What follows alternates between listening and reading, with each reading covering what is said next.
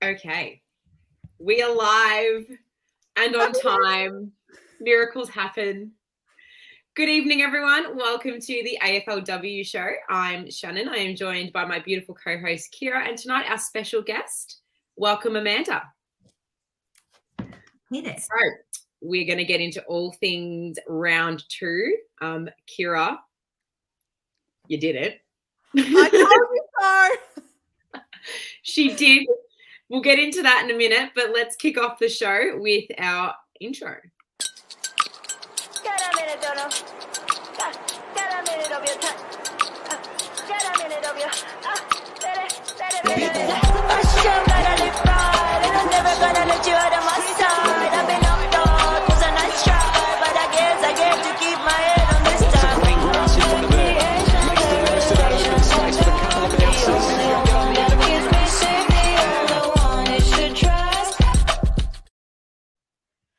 The intro hits different after a win.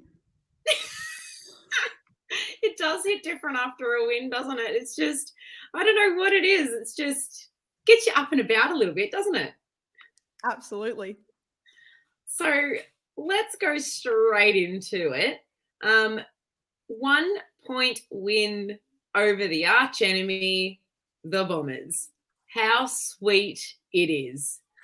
What did you make of it, Amanda? I know you're new to our show this evening. I want to get your perspective on what you saw and what you enjoyed about the game. So tell us, what were your highlights? Highlights, definitely winning. And also managing to not have a heart attack. Also a bonus. Literally, because like in that last 3 minutes or so after Maddie kicked her goal, actually, even, I'm just like, please no. Please no. I do not need another small loss this close to the end of the men's season. Like, I don't need that in my life right now. Yeah, I was out for lunch for Father's Day and I just kept checking. Just had my phone on the table, just kept looking at it. I was like, palms were sweating. Had the shakes. Big sigh of relief at the siren. Oh, wasn't it fantastic? I mean, Kira, you were at another grand final, completely watching footy anyway, as you do every week. Because like every time I see you, you're always at a footy match. Doesn't matter what footy match, girl, you live and breathe it. But we were talking and we're just like up and about at halftime. I even made a tweet going, "This is great." And then it kind of went like this in the last quarter, and I'm like, "Oh no." Oh no. Well, when you did make that tweet, I was thinking, oh no, I really, really hope Shannon hasn't just jinxed us here. But in my comment back, I was like, I'm just not going to go too early. I'm just going to say I'll be proud if they keep this intent and this hunt for the footy up. I'm like, oh my gosh, Carlton, please don't do it to us. Please don't do it to us. And I missed a whole chunk of the grand final that I was at. I have no idea what happened. I could not even tell you because I was so immersed in my phone. And then I looked up and the opposition team of the team I was going for had kicked 4 goals. And I had completely missed all of that because I was too in my phone. And I had an Essendon supporter next to me. So the stress was high. Shan's messages going off. And I was just stressed. But we did it. We did. And just to kick off our comments for the evening, Beachy, long-time viewer, love the guy. Great to see the tradition of beating Essendon was upheld.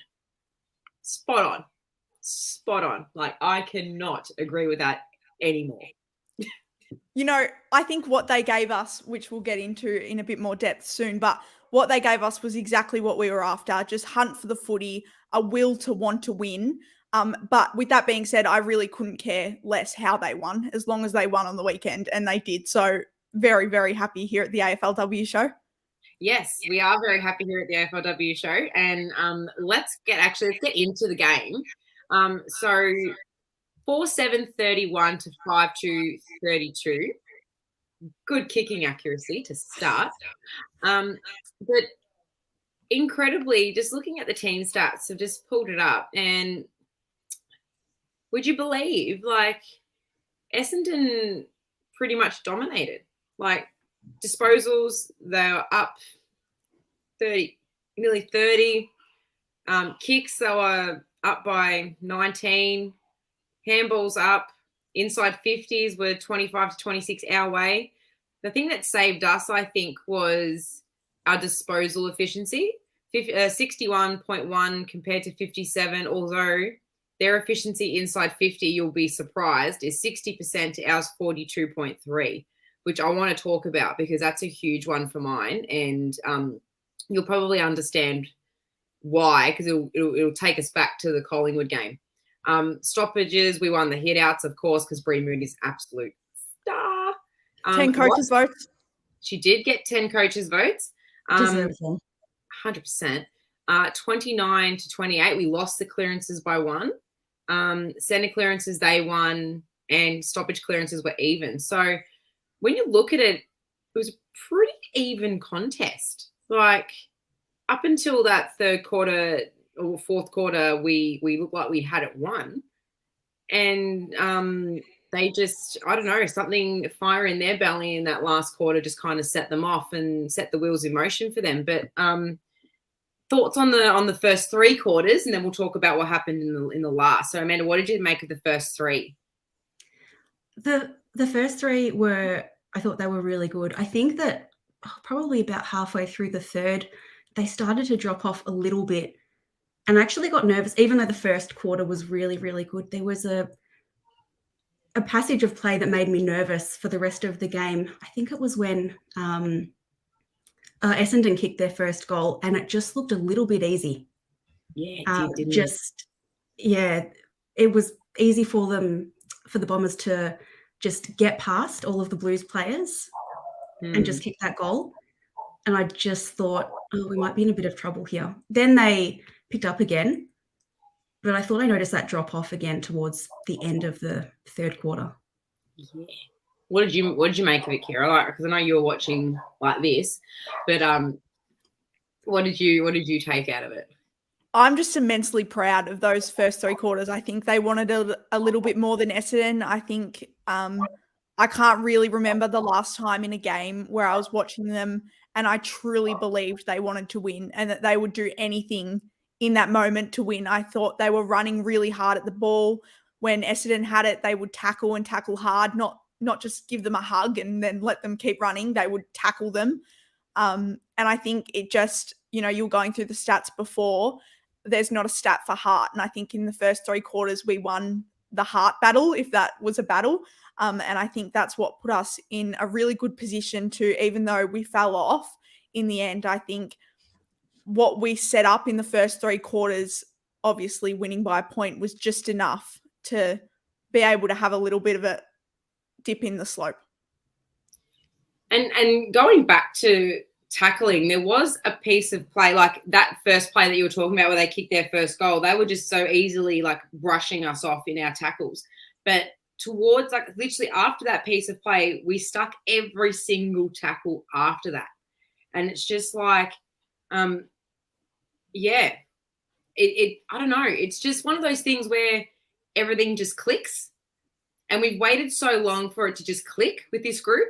And with the injection of Mia Austin and Keely Shearer having another really good game in the defence, Skepper for mine was a surprise. Outstanding.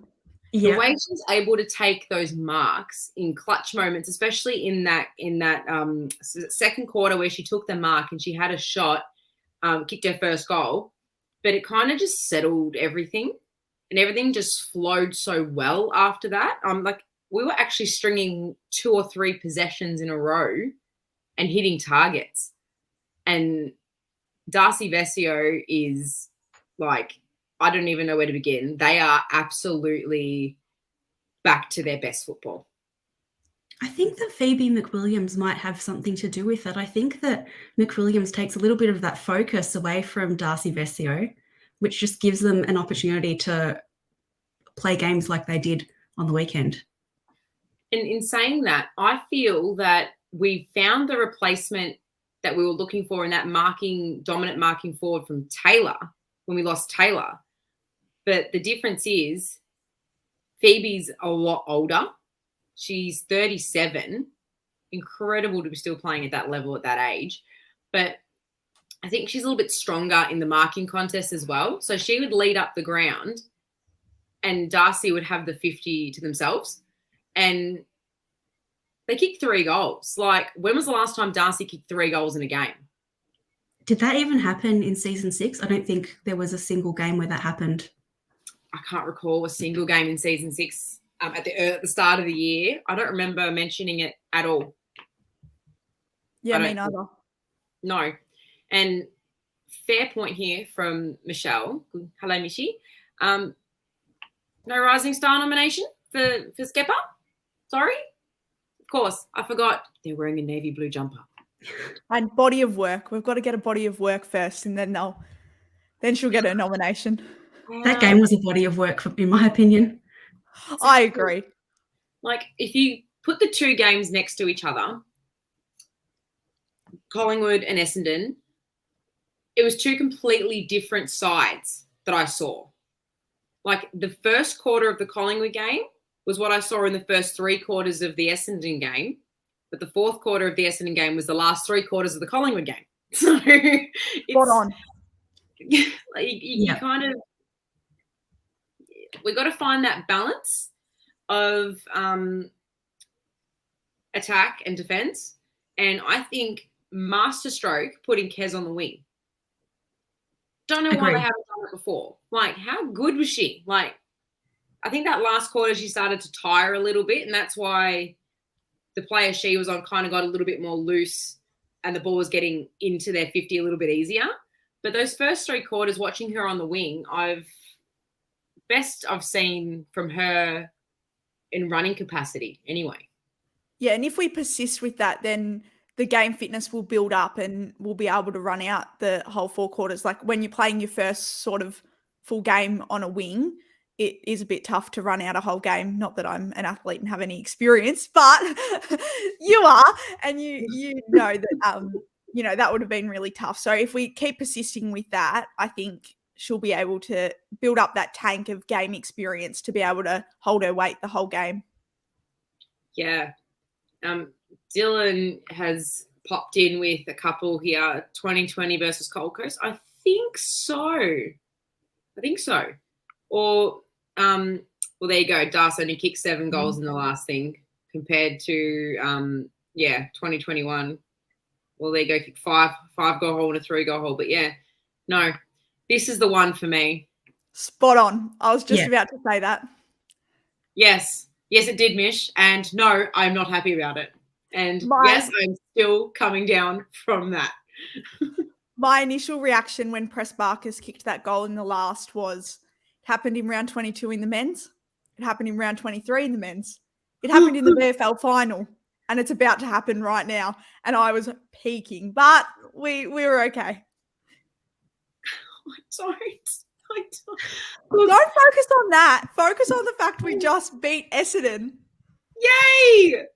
And in saying that, you called it at the start of the Collingwood game in our little video vlog that we were doing. I do have that video out on my TikTok. And yes, I have TikTok. And you said, nah, we're not winning. And then last week on the show, in front of Nick, you said, yeah, nah, we're winning. So your accuracy right now is on point, girl. So I asked you before the show if we're going to beat Port Adelaide, and your response was? Yes, we're beating Port Adelaide. Okay, guys, you've heard it here first.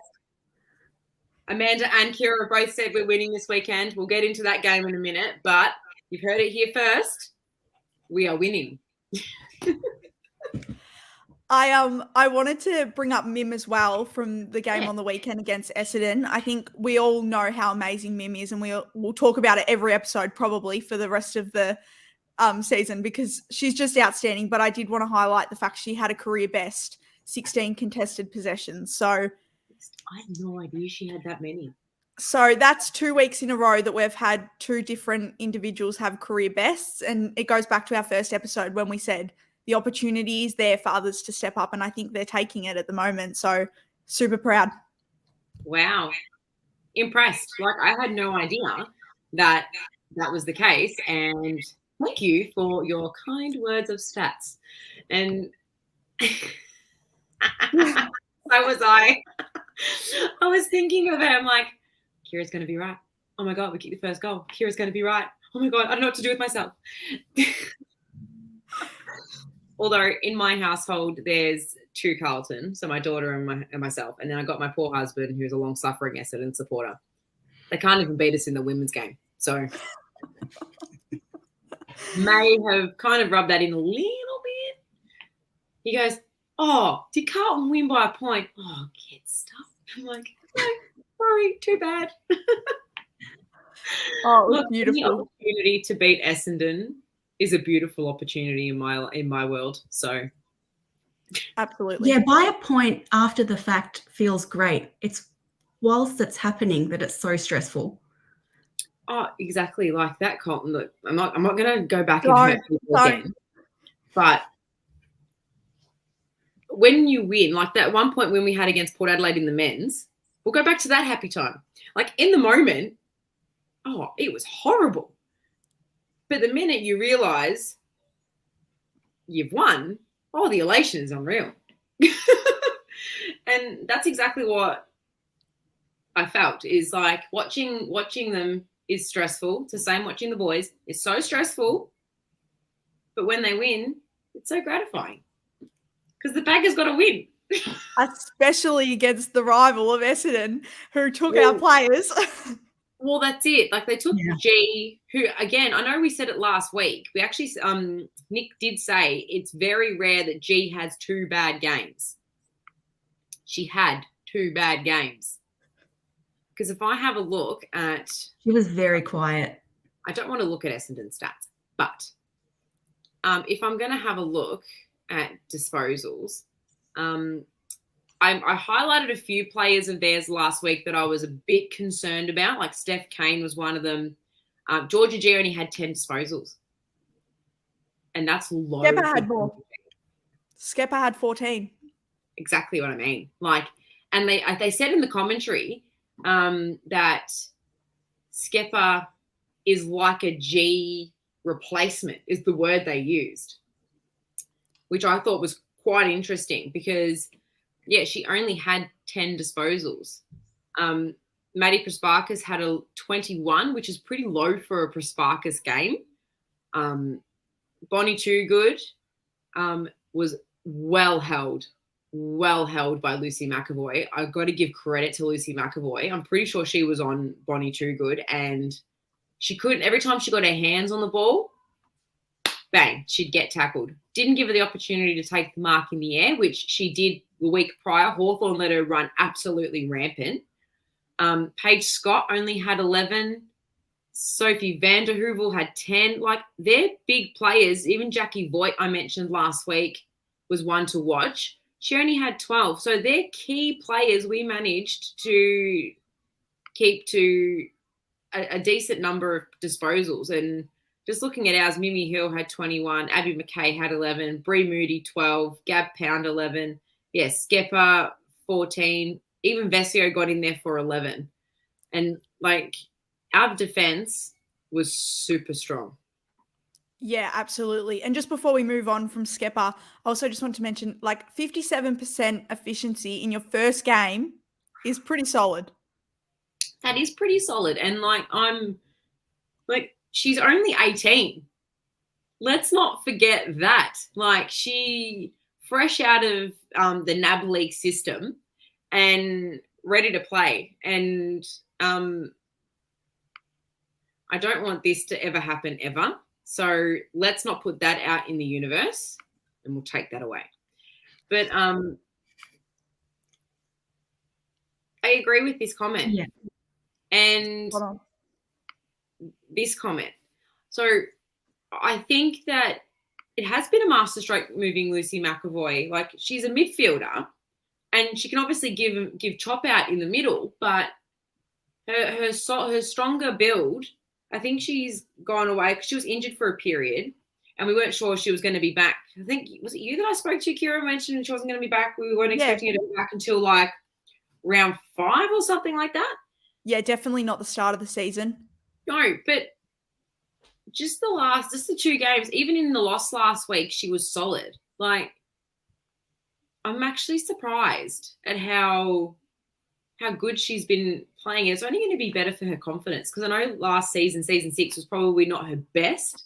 So, and I think that should give us a lot of confidence in our midfield, because if we have the ability to take her out of it when we've already lost 2 key pillars in the off season, that's 3 players, and one was our own choice. One we've removed and are playing in defence. So that's got to give us a lot of confidence in the fact that half and the coaching staff, as well as the players, have faith in the midfield that we have at the moment to get the job done.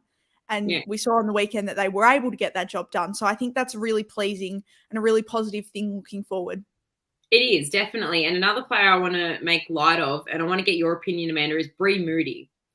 I've just seen a comment pop up. Is she the most underrated AFLW player in the comp? Feels like she doesn't get enough recognition. What are your thoughts? She's criminally underrated, in my opinion. She's the best ruck by miles. And I'm glad you think I so. know she got the 10 coaches' votes, but I still feel like that is not enough recognition. So good. I think if she was in a team that was winning a lot more, then the recognition would be a lot higher. I think. Yeah, I agree with that. She's flown under the radar quite a lot, and in commentary they talk about her dominance and her ability to win her own footy. Like, her ability to win it below her knees for her height is incredible. Exactly. She doesn't just tap it out and that's her done for the day. She has a real impact on the game. She's really critical to our team. Agreed. I just feel like I trust her when she has the ball. It's something about her holding the football in her hand that just gives you a little bit of peace, doesn't it? Yeah. Or when she takes them out, you kind of just go... I do believe it's her 50th game this week. Oh, I believe we actually have 3. There's 3 that play their 50th game this weekend, I'm pretty sure. I think one is Elise O'Day. I'm pretty sure that.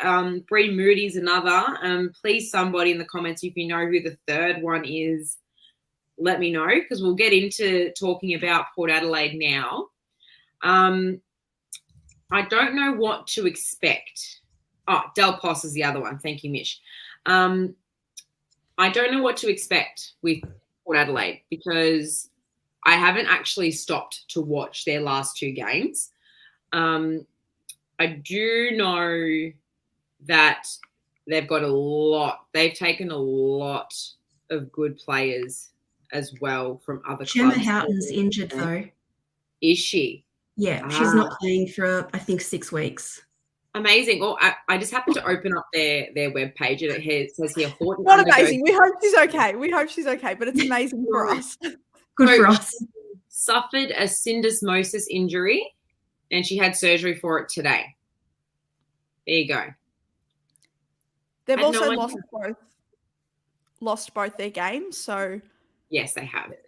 I think round 1 was pretty close from memory.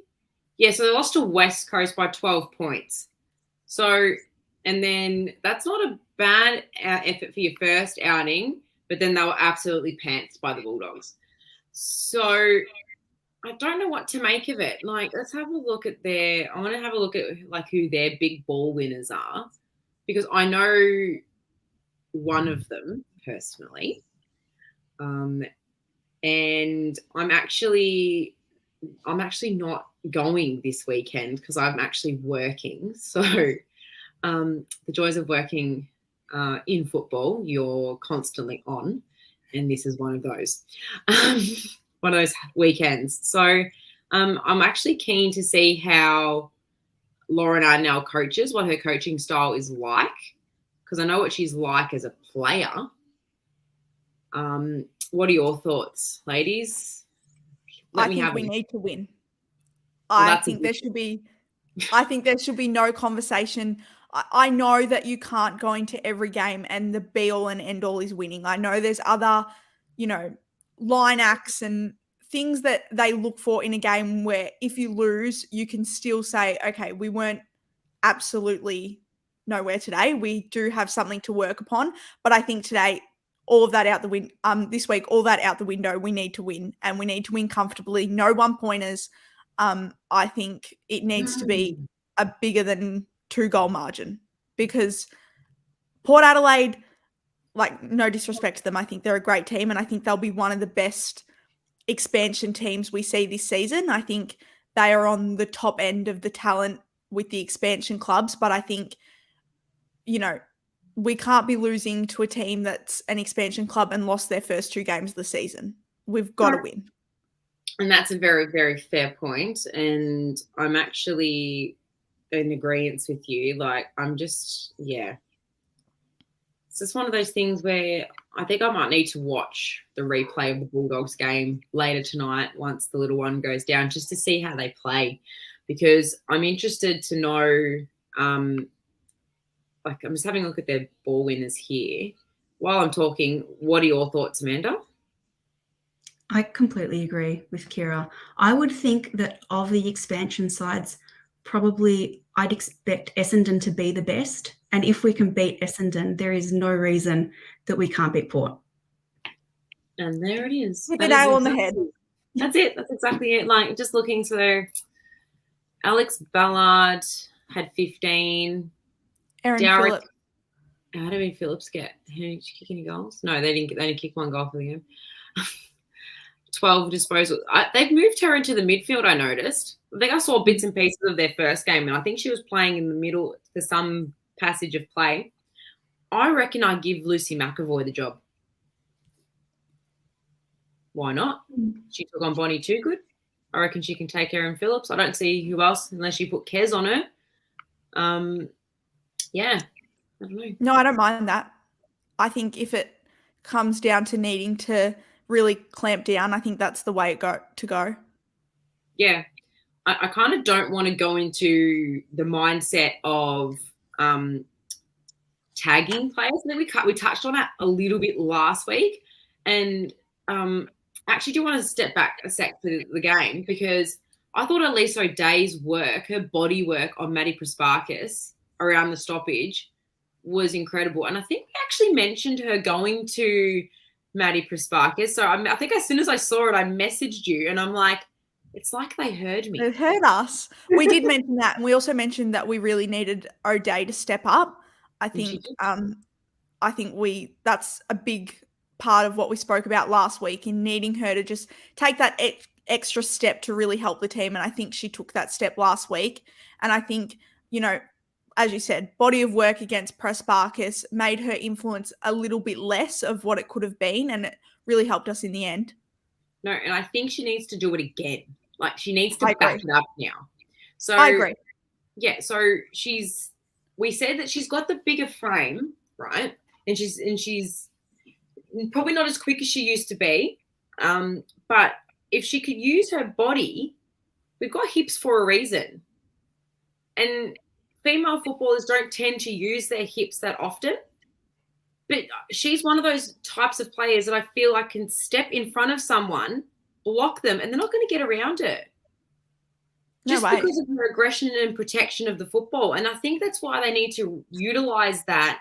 And they did it so well. They need to do it again. And I know Port Adelaide's ruckman. Her name is Elizabeth McGrath, or Lizzie. She's actually a premiership teammate of mine. So I'm actually proud of her that she got drafted to Port Adelaide for starters. But I don't see her beating Brie Moody. No. Like, she's tall, but I think Brie will win the tap outs, and that's going to be to our advantage here. And that's where our mids need to go to work. Yeah, no, I absolutely agree. And I think, even as I said earlier, even though Port are an expansion club, we've got to respect them. They've got immense talent in there, and their midfield is strong. So I think we need to just continue pushing what we really worked on in the first 3 quarters of the Essendon game, and just repeat that. Just photocopy, transfer it straight across, because it worked, and we know it worked. And then just clean up that last quarter, and that 2-goal or more win should hopefully come. Let's hope so. And Chris has brought up a really nice question for the evening again. Someone who watched Port's first game, there was a defender called Indy who could cause us a headache going forward. What are your thoughts? Well, I want to touch on our forward entries because our disposal efficiency going into the forward line was 42%. You're not going to win very many games of football with the disposal efficiency going into the forward line in any form of the game under 50%. And that was the same as otherwise. We saw that in the Collingwood game too. Our inside 50s were not very good at all. And I think that is a bit of a concern and a bit of a worry going forward. I think we're lucky Essendon didn't kick very straight in front of goal. That could have hurt us. I mean, you can only deal with what you dealt with. So we beat the team that came out against us. But yeah, I think we need to clean that up desperately and quickly. Yeah, 100%. Yeah, absolutely. No, because when you look at it, we have some of the best midfielders in the comp with the best kicking efficiencies in the comp. You'd think going into 50, we'd lower the eyes a little bit, or our forwards would actually have that understanding to not all lead to the same spot. It's something that's really irks me, and something I learnt playing this year. We had one of the coaches from the Northern Bull Ants come down to our senior training for 19s reserve seniors and the senior women's, and he taught us forward entries.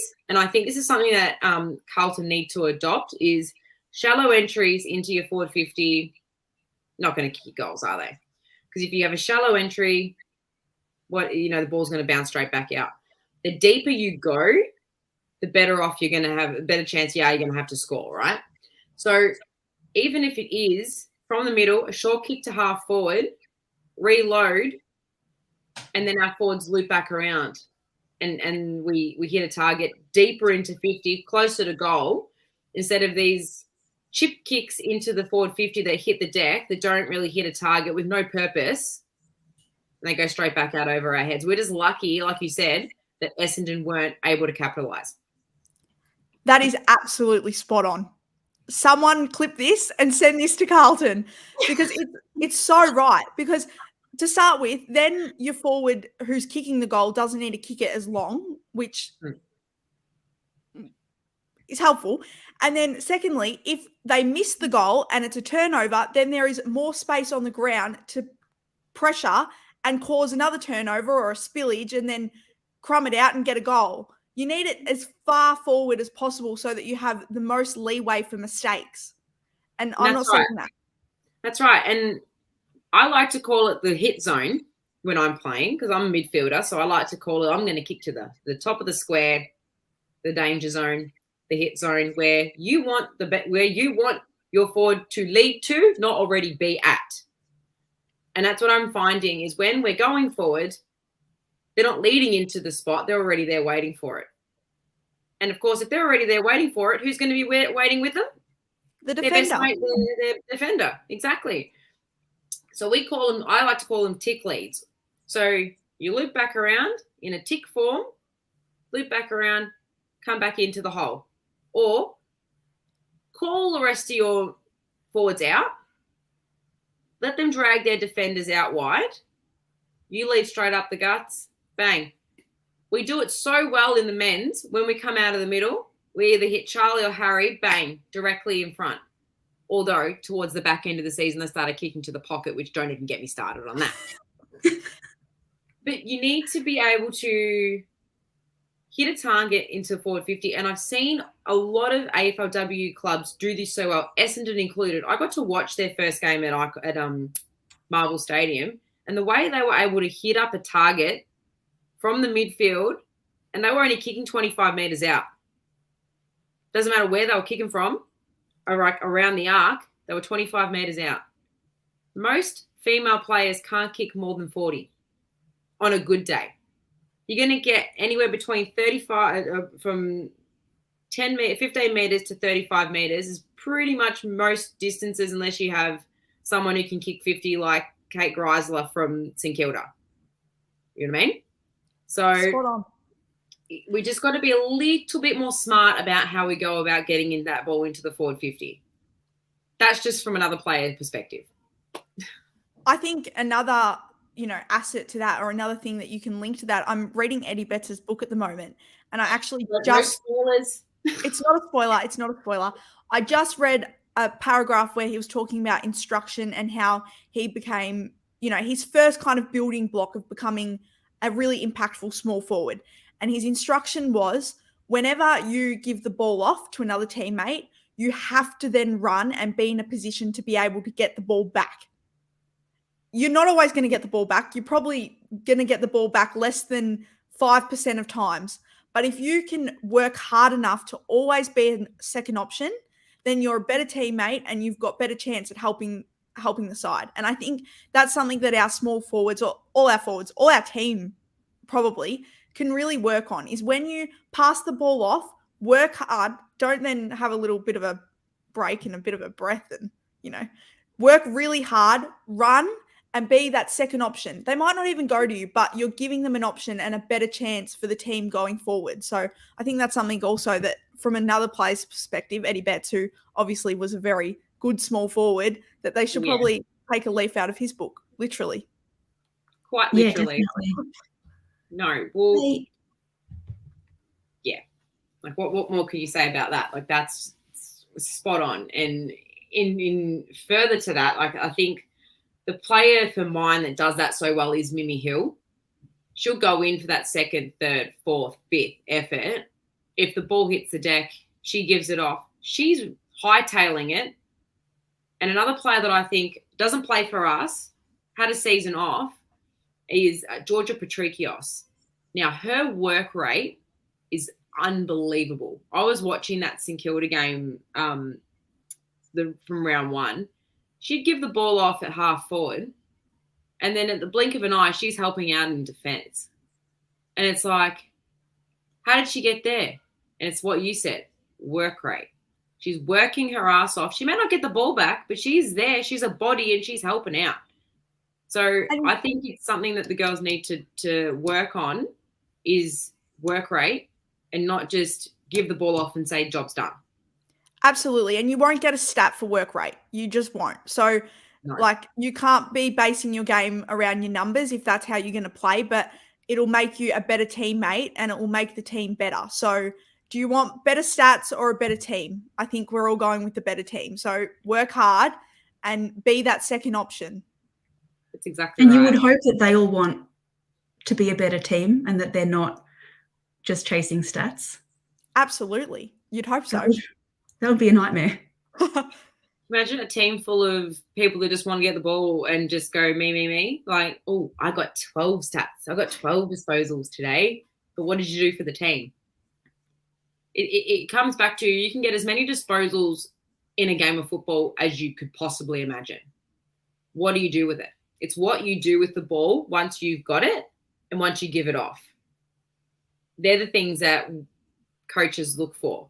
If you can successfully receive the ball, deliver the ball, and then follow up for a second or third effort, I guarantee you your coach is going to notice you more than if you pick up the ball, kick it to space, no one gets it, and it's a turnover.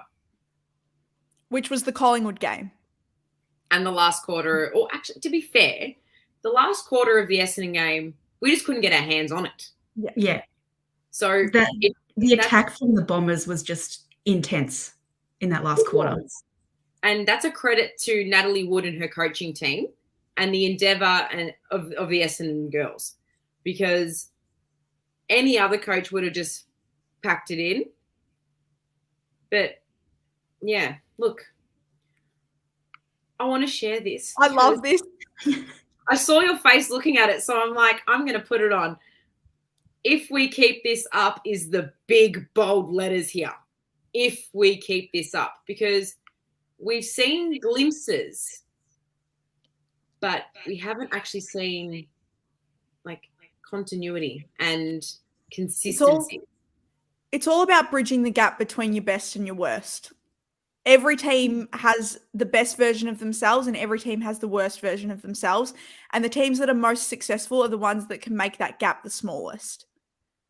And I think we're still pretty far away from that because, as we could see from the 3 quarters and the quarter, and it's the same as our men's, really. But we just need to bridge the gap. Consistency and bridging the gap is the big if we keep this up, because we can't expect them to play 100% all the time. It's how close they can get to that, which is what will hold us in good stead. And I'm absolutely with Mish. We can make finals. We've just got to – I'm just going to stop now. Calling it very early. Garden path. Do we really want to walk down that garden path this early in the season? It might not happen, but you've got to live life in hope. And the game on the weekend gave me a lot of hope, and it was very exciting. And hopefully we can do it again against Port. And then who knows what the conversation will be next Wednesday. Good. Hopefully it's another W, because the week after, round 4, we play Freo and Perth. Now, they haven't set the world on fire either at the moment. They're dwindling at the bottom of the ladder. But date and time of that one's still yet to be confirmed. So I'm a little bit confused, but that's a conversation for next week. Focusing back on Port Adelaide, if you've got nothing on, as you should not, get down to Icon Park, 12:10 this Sunday to watch Carlton take on Port Adelaide. Get behind the girls, because there was an absolute ripper turnout last week at ETU Stadium. I know that's a trigger point for Kira because she really doesn't like ETU It's Stadium. okay. I forgived them when I saw the crowd. All was forgiven. The crowd was fine and we won, so I really couldn't care less where the game was played. It was actually a decent crowd. So let's try and reciprocate that at Icon Park. We can actually fit more at Icon Park. Weather's not looking too great, but that's Melbourne. Pack a jacket. But get down there. The girls they're going to need all the support they can get this season, and the more games that we can get to and get behind them, the bigger the belief, the more positivity, and I'm just going to call it now, Carlton by 15. I like it. Yeah, me too. 12, 2 goals. Okay, what about you, Amanda? 18, I think 3 goals. Beautiful. Love it. Well, to the legend stand we go. Exactly right, Beachy. To the legend stand. But, yeah, I reckon it's going to be battle of the midfields. And if we can clean up that forward entry, I reckon we'll definitely come home with the win. Before we do go, give us your predictions. There's a few coming through here. Nathan's gone Blues by 23. Love it. I'm all about this. I'm all about it. Let's get a couple of, scores up here. How much are the Blues going to win by this weekend? Just to finish off on a happy, positive note. Send us your predictions. I'm just loving that last week. Blues by 26. Last week, everyone in the comments is like, there's no way we're winning. We're not winning. This season's doomed. And this week, we're like, finals, we're winning by 20. I know. It's like the life of a Carlton supporter. 1 week. A week's a long time. This is fantastic, everyone. I'm loving that. And yes, it was you, Mish. It's fine. We love you, Mish. Oh, here we go. We got Go the Blue Girls by 28. Jessie, Blues by 6. I am loving this, girls. What a way to end the show. Thank you so much for joining us this evening, Amanda. Thank you so much for joining us tonight. It's a pleasure to have you on our show. Please do, if you ever want to come back, just shoot us a message. We'd love to have you. This is fantastic. Sorry, I just had to pause for a second. We'll win by 100. Bless. Best call. Bless. Look, I'm going to have to try and remember that. If we do win by 100 next week, I am definitely going to be mentioning that. But no, thank you so much for coming on, Amanda. It's been an absolute pleasure having you. Kira, as always, my fantastic co-host. It's always fun. I'm actually seriously looking forward to this weekend, girls. Up the baggers. Get down to Icon Park. We'll be back here 7 o'clock next Wednesday night to hopefully review another win. Not hopefully, to review another win. Sorry, being corrected. To review another win. But thank you so much for watching tonight, guys. We appreciate all the support we're getting for the AFLW show again for its second season. Huge appreciation for everyone out there. Up the baggers, and we'll see you next week.